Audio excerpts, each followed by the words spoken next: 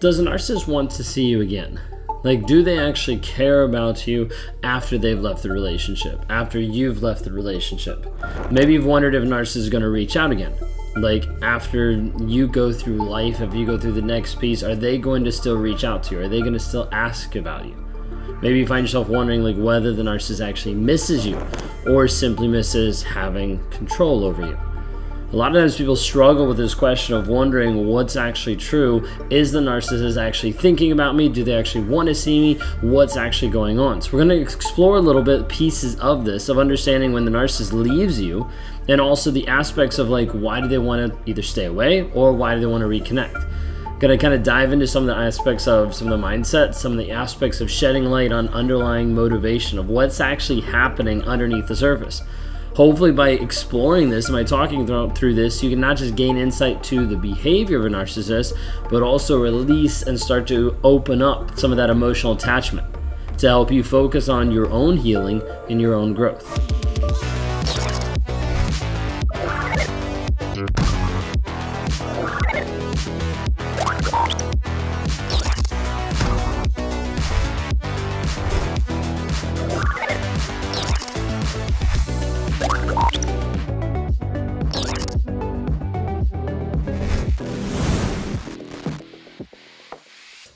If you guys are new here, my name is Ben Taylor. I'm a self-aware narcissist on this channel providing awareness about narcissistic abuse. When we talk about this aspect of a narcissist, do they actually want to see you? Do they actually want to come back? We first need to focus on one of the things that's a core motivation a lot of times for a narcissist, and that's control. Control over you. Control over the situation. Control over their image. A lot of narcissists thrive off this aspect of power and control over you. For me, a big part of my life and my journey felt like if I was in control of another person, then I loved them. Like if I actually loved them, then I was going to know where they were, understand what they were doing, make sure that they were only like focused on me. There was a lot of these skewed up like stories and thoughts in my head that made me feel and think like, oh, maybe this is what love is actually like. So I would do different things to be able to control people. I would manipulate people in certain ways to control them. Narcissist oftentimes is looking for this aspect of control to be able to exemplify something that they think, to be able to fulfill a desire that they already have. Now, a lot of it is control over image. Like I want to control the people in my life to make sure that I look or act or be a certain way so that it supports the image that I have out there for everybody else to see. So I have to control or manipulate or make sure people do certain things certain ways so that I look a certain way. Now, when a narcissist walk away from the relationship, oftentimes this push-pull that happens is a strategic move to maintain control over another person. I had a client where the narcissist went away from her, like broke up, said, I don't want you anymore, and then did this long game to actually bring her back, actually work back into the relationship, only to get to the place to leave her again. Because there's a piece of it that he wanted control. The first time they broke up, he didn't feel like he had enough control over it. So he had to come back into her life to make sure that it was actually his doing. She didn't have anything to do with it. Like it had to be him leaving her so that he was in control of that relationship. A lot of times you'll see narcissists that will leverage this piece of them of like, I have to make sure I'm in control no matter what. No matter how it hurts the other person, no matter how it affects the other person, I have to be in control. You've already seen this in your relationship of being with a narcissist and having him disappear on you. And you're like, where'd you go? What's going on? And you try to get more information, try to figure out what's going on, and there's no clarification. Like they don't talk to you about it. They give you the silent treatment. The silent treatment is another way for a narcissist to control you, to manipulate you into coming back and apologizing for things you didn't do. To have you apologize for things that the narcissist probably did to you, but they're trying to put on you to make you feel bad, to exercise this control. And a lot of times narcissists will use this silent treatment to make sure that you get to a place that they're in control over you. Manipulating your wants, your needs, your desires to keep you emotionally desperate for the narcissist and to see them come back. As a result, this oftentimes makes it a reverse Hoover where you continue to pursue and go after the narcissist time and time and time again. Did you have this in your life? Did you have where a narcissist was in your life and just disappeared? leaving you without any communication, leaving you in a place of where you're completely confused and where you're like reaching out, where you're longing for this person because like we had an amazing relationship. What actually happened? This tactic is designed to bring you to a place where you feel the sense of loss and you still are invested in that person. Think of that sense of loss. Like if you have like a good friend that disappears or falls away or dies, you have this sense of loss. Like that was too soon. We didn't get to talk through things. We didn't get to do things. And you start to hope and wish for there to be a different outcome. Same exact thing with a narcissist, except they're still there, so you can still reach out to them. So you do. And this cycle happens over and over and over again. Well, you also have this aspect of like, wait a second, does the narcissist want to see you because they also lack this genuine emotional connection? Like people think like, oh, they want me, they love me, they care about me, but then we fail to actually look and acknowledge that the connection that's there between you and a narcissist isn't actually this deep, genuine emotional connection. It looks like that. It feels like that. Oftentimes the narcissist makes you feel like that in the love bombing stage of like you're so connected, you're so together. But at the end of the day, the emotional connection is very shallow and oftentimes self-serving because it's looking for getting a high off of being with you, getting a high off of getting the sex, getting a high off of getting a connection. But there's not a depth to it. This is how a lot of times a narcissist is so in tune and so excited to chase after you, to get you and to be with you. But then once they have you, they don't know what to do with you. There's this depth, this level that makes it really difficult for the narcissist to connect with you on a whole nother level because they're like, wait a second, I've got you, now what do I do? And oftentimes they don't know or see or make the moves to actually grow and change and develop because they were only infatuated with the high and with the game of getting a person versus the long-term relationship that would lead to stability. And so it ends up being shallow, self-serving. It keeps going over and over and over again.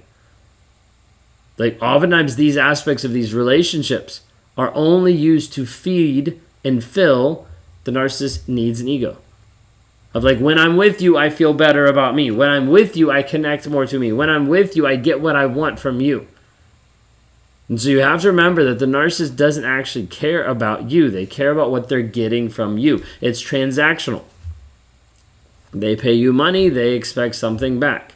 They give you time, they expect something back. People are like, isn't that how it's supposed to be in all relationships? Not at the core fundamental base of a relationship, that's just transactional. At the end of the day, you want to be someone who's loving and caring, who's investing in you and you're investing in them, not to get a result, not to get a reward, not to get sex.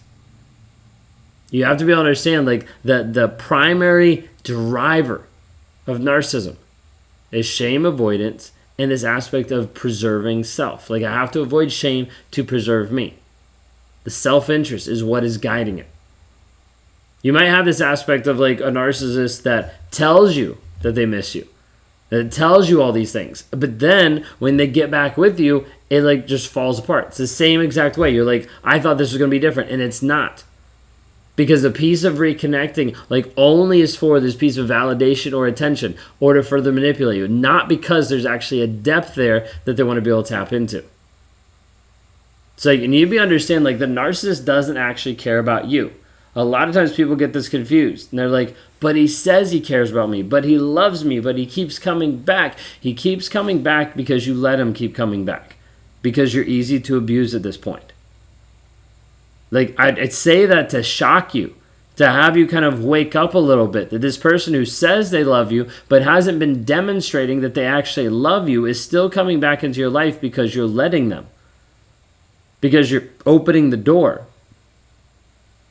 Oftentimes we have to coach people saying like, hey, when you want to reach out, when you want to have the narcissist come back into your life, you need to sit down, you need to write down 25 things that this person did to you, negative things that they did to you. And then you need to sign your name at the bottom. Because you're agreeing willfully saying, hey, if I accept this person back into my life, I'm accepting that all this stuff can and will happen. And I'm okay with it. Are you actually okay with the things that are happening in your life in that toxic relationship?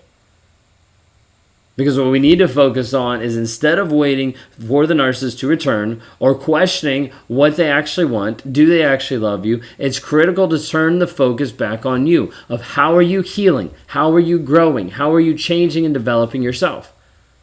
Like, you need to be able to understand that the narcissist's actions are their own. They're not yours. They're not your responsibility. They are his responsibility of what he chose to do. And as a result, you have a choice today of what you are going to do about it, of how you are going to continue to grow, how you are going to work on yourself, how you are going to prioritize your well-being, how you're going to invest in your self-care, in working with people to develop and to grow into the person that you're called to be, instead of being stuck and the thought process and the rumination and the trauma bond and the things that keep you in a place where you're not able to actually grow and develop because you're too distracted about the narcissist, wondering if he's coming back and how that affects you in so many different ways.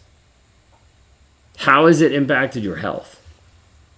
From the stress, from the frustration, from the confusion. How has it massively impacted your relationships with other people? The isolation, the disconnection from your kids or from your family. How has it affected your calling of who you actually are, of your purpose, your direction, of who you're supposed to be? How has it affected your business, how you actually show up on a day-to-day basis to produce, to make money, to help your kids, to help your family, to help the next legacy that you have moving forward? How is this affected? The decision you have is, will you actually do something to change it? If you're at that place and you're like, hey, I want to move forward, then let's do that. If you want an accelerated version of that, then talk to me. Go to rawmotivations.com, see about our Thriver program that we can work one-on-one together to help you actually move forward, to heal, to grow, and to develop. At the end of the day, you need to understand the narcissist doesn't care. And the only reason they'd want to see you or come back into your life is to manipulate, to control, or to get the last laugh out of that relationship. If you haven't already, like and subscribe. Would love to have you guys inside the community here, and we'll see you guys next time. You've been told it's all your fault, and that makes you feel crazy. No one understands you, and that leaves you in a place of being alone. You've tried to break free multiple times, and that leaves you helpless because nothing you've done has actually worked. It hasn't actually got you free or liberated from this toxic relationship. So you feel crazy, alone, and hopeless. Guess what? That's a lie. Because all it is how you've been raised and conditioned inside of this abusive relationship over and over. And as a result, you've sacrificed your growth, you've sacrificed your worth, and you've been trapped inside of a toxic relationship. What if I showed you the path to freedom? A way for you to actually get free mentally and emotionally from the toxicity that's happening right here, right now. You deserve more. You deserve to be able to heal. And I want to help you with that. If I can help you with that, go to rawmotivations.com/breakthrough. Schedule a call there and let's talk.